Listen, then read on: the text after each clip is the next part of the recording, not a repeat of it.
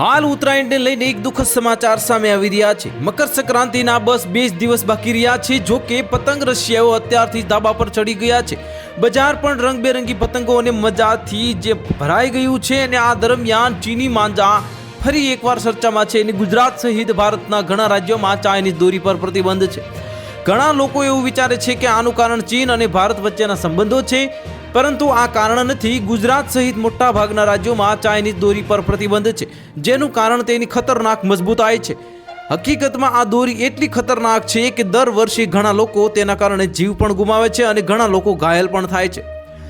આ કારણે લોકોને તેનો ઉપયોગ બંધ કરવા માટે કહેવામાં આવે છે, પરંતુ લોકો તેનું પાલન કરતા નથી અને તેના કારણે જ તેના પર પ્રતિબંધ મૂકવામાં આવ્યો છે।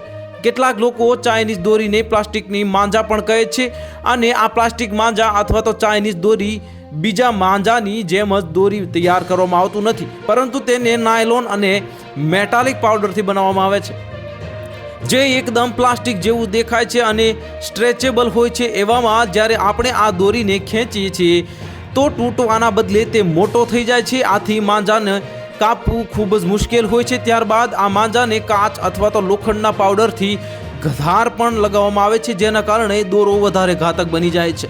તો હાલ માટે આટલું જ। મળીશું નવી અપડેટ સાથે। જો તમને અમારા વિડીયો પસંદ આવતા હોય તો વિડીયોને લાઇક કરી દેજો, ચેનલને સબસ્ક્રાઇબ કરી બાજુમાં આવેલા બેલ આઇકનને દબાવી દો, જેથી તમને આવા સમાચારની અપડેટ મળતી રહે।